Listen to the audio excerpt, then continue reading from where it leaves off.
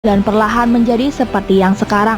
Saat ini mereka berada di posisi 3 dunia dan kemungkinan masih bisa meringsek naik mengalahkan Amerika Serikat dan Rusia. Tidak bermaksud mengecilkan negara sendiri, tapi memang seperti inilah faktanya. Secara detail, Indonesia memang kalah telak dalam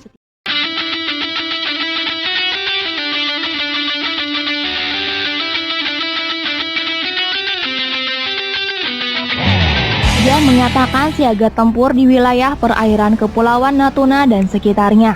Sikap itu diambil tak lepas dari gelagat Cina yang mengklaim berdaulat di perairan tersebut sehingga kapal-kapalnya bebas berlayar.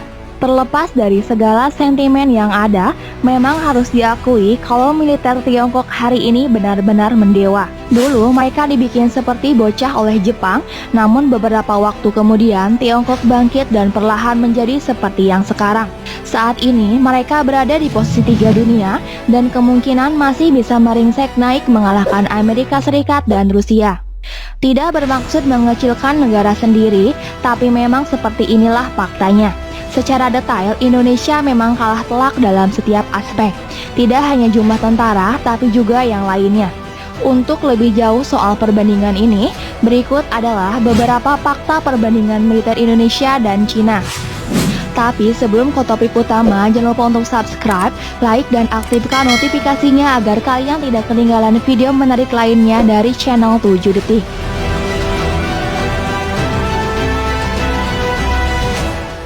1. Jumlah tentara. Berbicara soal perbandingan jumlah tentara, jelas Indonesia tak ada apa-apanya dengan Tiongkok.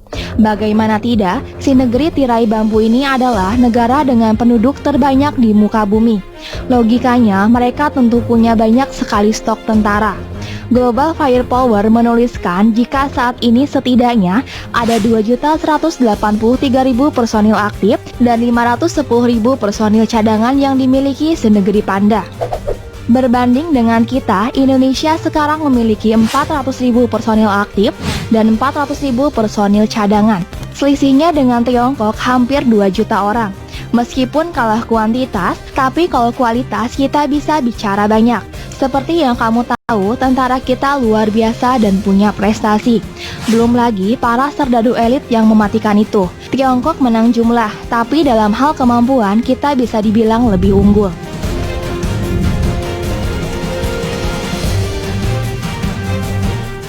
2. Alutsista darat. Tak hanya unggul jumlah tentara, Tiongkok juga mendominasi kita lewat alutsista darat yang mereka miliki. Misalnya tank. Coba tebak berapa banyak yang mereka punya hari ini? Jawabannya adalah 13.050 unit. Jumlah ini begitu besar bagi Indonesia yang hanya punya 315 tank saja. Kendaraan tempur pun demikian. Tiongkok hari ini memiliki sekitar 40.000 rampur untuk kendaraan perang mereka ini.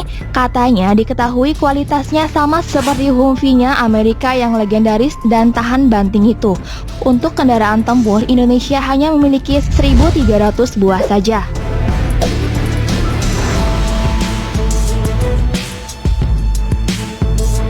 Tiga. Alutsista udara. Indonesia sepertinya lagi-lagi harus mengakui kehebatan Tiongkok. Kali ini untuk urusan kekuatan udara, Global Firepower menuliskan kalau armada tempur udara Tiongkok sangat jemawa. Berbicara jumlah kita bakal dibikin geleng-geleng karena saking banyaknya. Misalnya pesawat tempur, hari ini mereka memiliki sekitar 1.222 unit, sedangkan Indonesia hanya punya 41 buah saja. Untuk helikopter tempur pun demikian, kita hanya punya 8 sedangkan mereka 192 unit. Untuk ranah udara, Tiongkok ini memang sinting. Ditambah lagi, senegeri Panda ini juga bikin sendiri alutsista udaranya.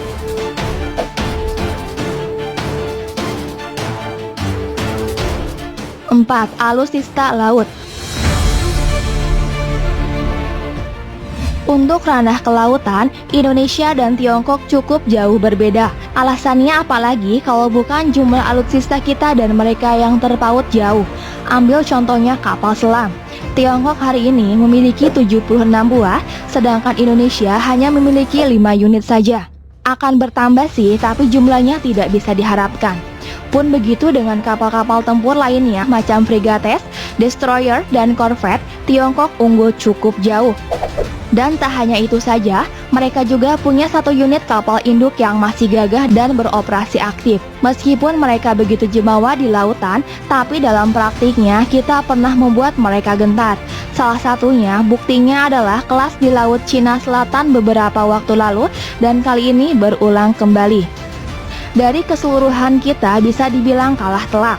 Kita pun perlu tahu anggaran mereka sangatlah luar biasa. Anggaran untuk militernya, mereka mengeluarkan dana yang bukan main-main, yaitu 224 miliar US dollar, sedangkan kita hanya 6,9 miliar US dollar saja. Meskipun hari ini kita kalah dan bisa dibilang cukup telak, dulu Indonesia pernah berdiri sejajar dengan Tiongkok. Ya, di era 60-an dulu, militer Indonesia begitu disegani dunia. Tiongkok, Amerika, Australia, dan negara-negara besar lainnya tak pernah berani macam-macam.